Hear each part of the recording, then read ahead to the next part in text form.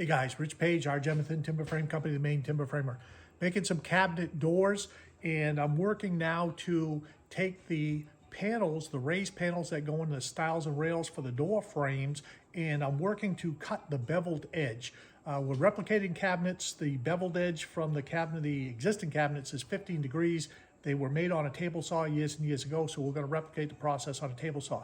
Let me show you how we're making sure that we get the right bevel and we get the right width of the edge of the piece. So this is the piece that we're going to use for a test, and this width right here is critical.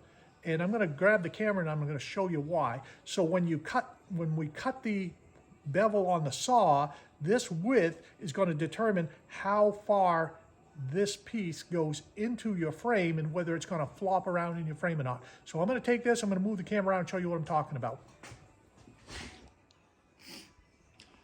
These are designed to go into the cabinet, to go into the rails and stiles 3/8 of an inch. So what I've done here, if you can see the pencil mark on the bottom here, I've marked this where it fits in. This is a test cut piece.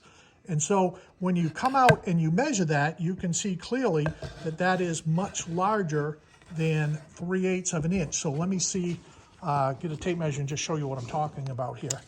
So this needs to go in 3/8 of an inch, and you can see that I'm a half an inch or a hair more. So I'm off the mark, and this is going to sit in the rail and stile too far. So how we adjust this is the thickness, I'll move this out a little bit, of that bevel. See how it tapers down to about 1/8 of an inch?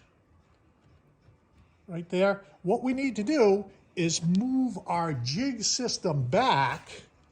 This assembly here, we've got to move this assembly this way about 1/16 of an inch so that we can make this piece wider so it doesn't fit into the cabinet door too far. So what I did initially was, the initial space where this was fitting for the initial cut is where this pencil mark is here. Can we see that pencil mark?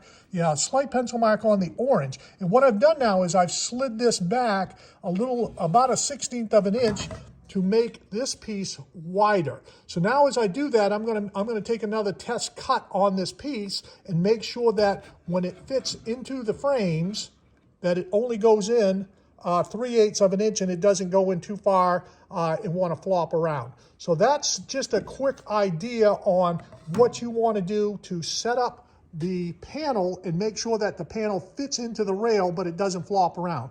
I've got some space balls that will take up some of the space, but we don't want it to try to sit in there too far because the space ball won't take up that distance. So this is the jig that I'm using to hold. On one side you're saying, hey, how come you're using a rough piece here? Well, when we put the piece on top like this, or like this here, to hold it in place, what we want is a rougher surface here, so when we clamp this up on the fixture with one of these clamps like this, and we'll put a couple different clamps on it, it's got to fit up squarely.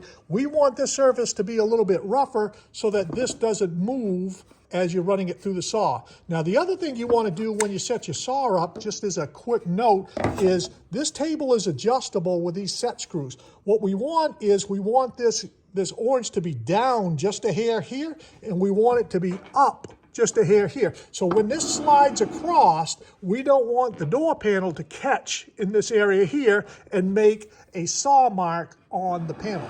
So I'm going to clamp one of these up. I'll see what I can do to make another video to show you how this works cutting the panel. All right, guys, thanks. Click like and subscribe.